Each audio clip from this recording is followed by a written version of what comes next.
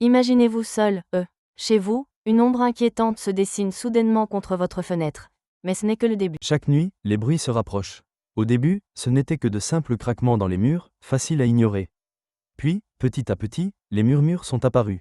Des voix à peine audibles, comme des chuchotements portés par le vent, résonnaient sous votre fenêtre. Elles parlaient une langue oubliée, ou peut-être un dialecte déformé par le temps. Vous pensiez rêver, jusqu'à ce que les pas se fassent entendre. Des pas lourds, lents, étouffés par l'épaisseur du tapis, mais bien réels. Dans le couloir, toujours à la même heure, 3h07 du matin. Pas une minute de plus, pas une minute de moins.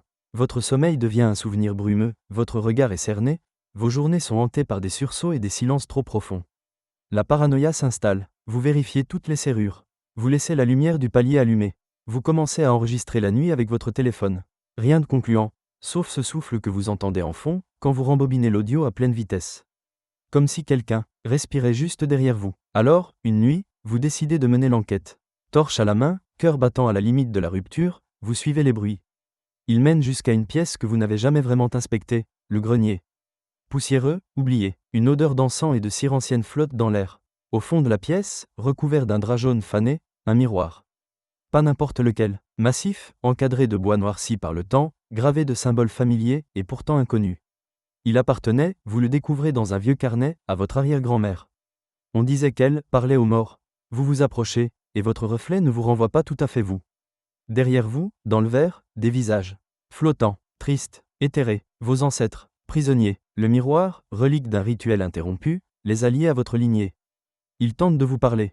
Ils répètent sans cesse une même phrase, à peine lisible sur leurs lèvres. Tu dois nous libérer. Vous plongez alors dans leurs histoires. Une trahison, un secret de famille, un pacte jamais brisé.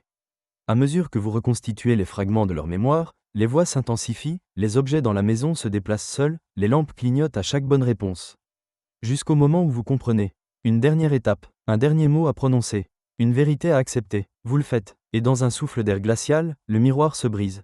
Les visages disparaissent. La maison retrouve un silence profond, presque sacré. Plus de pas, plus de murmures. Seulement, vous êtes seul, ou presque. Car quelque chose en vous a changé. Vous portez désormais la mémoire de ceux qui ont été oubliés. Vous avez une histoire à raconter. Mais, oserez-vous la partager ?